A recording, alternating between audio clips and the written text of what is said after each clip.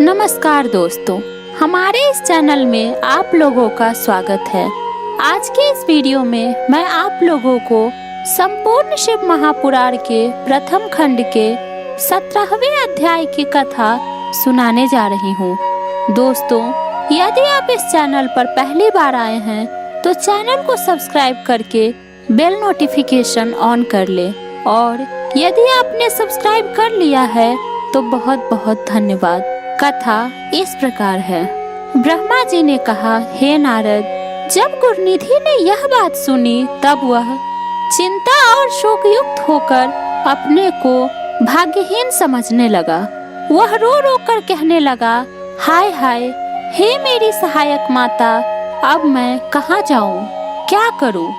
इस समय मुझको कुछ नहीं सूझ पड़ता है, मुझे धिक्कार है। गुरुनिधि यह कहकर पिता के भय से भयभीत हो रोता हुआ घर से भाग गया।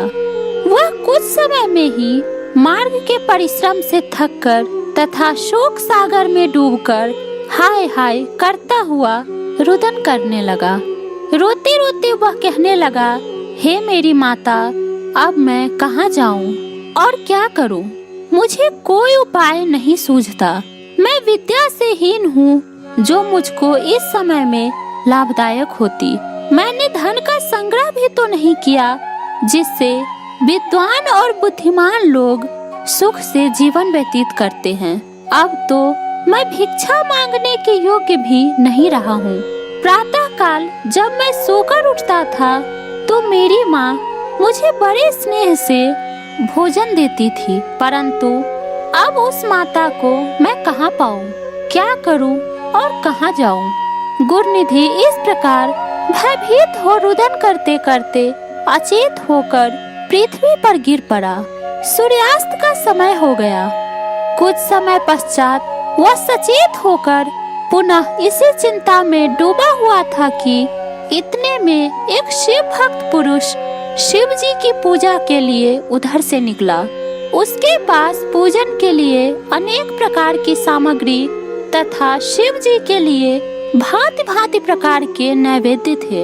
उसके साथ कुछ अन्य शिव भक्त भी थे। उस दिन शिवरात्रि थी, जिसमें मनुष्य व्रत करके मुक्ति प्राप्त करते हैं।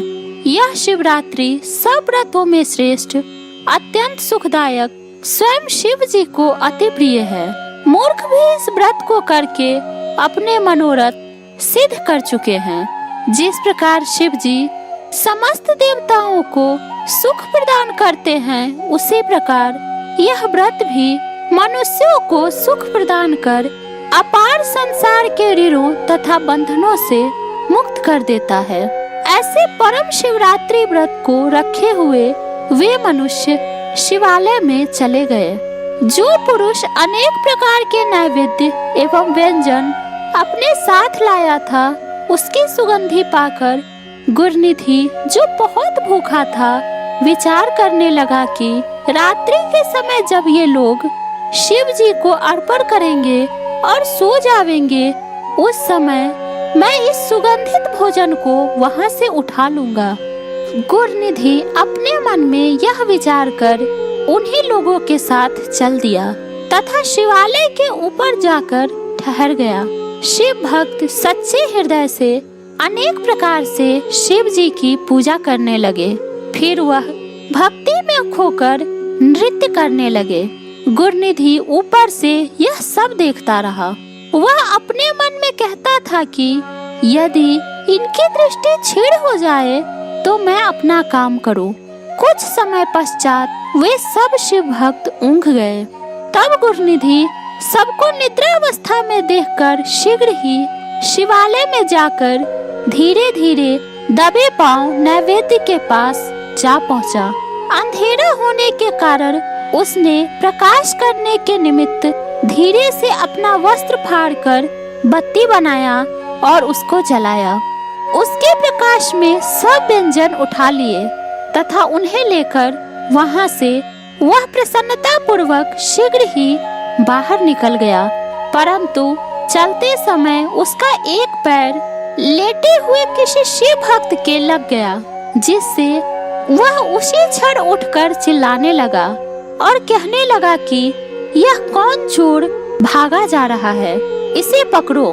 नगर के रक्षक उस आवाज को सुनकर आ गए तथा गुरनिधि को लक्ष्य कर उन्होंने वार छोड़ दिया, जिससे आहत होकर वह पृथ्वी पर गिर पड़ा। क्षण भर में वही उसकी मृत्यु भी हो गई।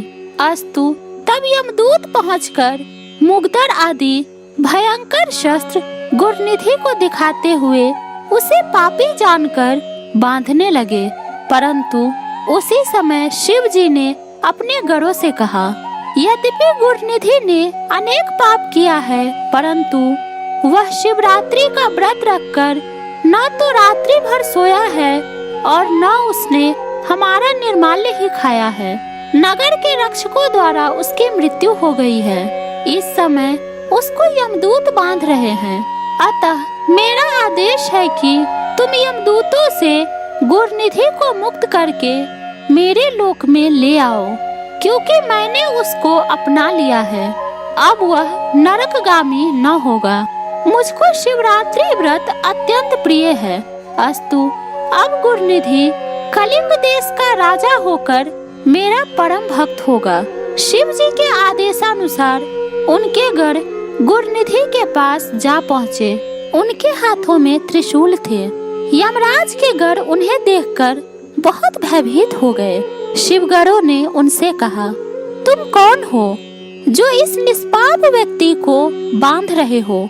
यमदूत यह सुनकर आश्चर्य के साथ कहने लगा, तुम कौन हो जो यम की अवज्ञा करके ऐसे पापी को छुड़ाते हो? भला तुम किसकी शक्ति पर इतने प्रबल हो रहे हो?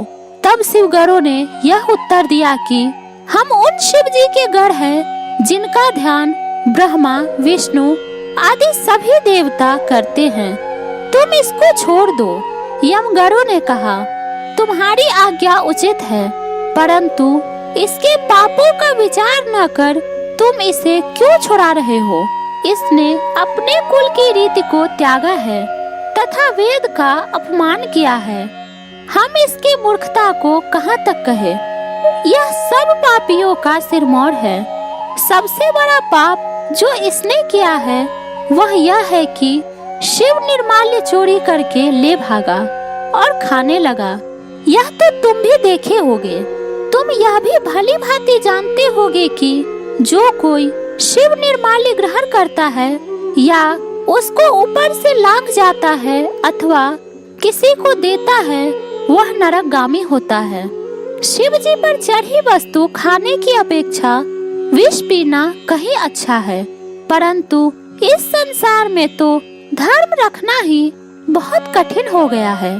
शिवगढ़ों ने यमदूत के मुख से यह शब्द सुनकर उत्तर दिया, हे यमदूतों, यह ब्राह्मण पुत्र निष्पाप हो चुका है। इसने सबसे बड़ा धर्म यह किया है कि इसने शिव मंदिर में जाकर अपना वस्त्र फाड़ा और उससे दिया जलाकर प्रकाश किया। दूसरा बड़ा धर्म यह किया है कि शिवरात्रि को रात्रि दिन व्रत करके रात्रि भर जागरण किया। शिव जी का पूजन देखता रहा और उनका नाम श्रवण करता रहा। यद्यपि यह धर्म इससे अचानक ही हुआ, परंतु इसको पूरे लाभ हुआ है। अब यह भविष्य में कलिंग देश का राजा होकर शिव जी का पूजन करेगा। यह कहकर शिव जी के गढ़ गुरनिधि को मुक्त कर अदृश्य हो गए। दोस्तों, इस प्रकार संपूर्ण शिव महापुराण के प्रथम खंड के 17वें अध्याय की कथा पूर्ण हुई। यह कथा आपको कैसी लगी हमें कमेंट में बताने का प्रयास करें। वीडियो को लाइक करें और अपने दोस्तों के साथ शेयर करें। यदि आप इस चैनल पर पहली बार आए हैं तो चैनल को सब्सक्राइब करके बेल नोटिफिकेशन ऑन कर ले, और यदि आपने सब्सक्राइब कर लिया है तो बहुत बहुत धन्यवाद। दोस्तों, इससे पहले के सभी अध्यायों की कथा हमारे चैनल पर उपलब्ध है। धन्यवाद।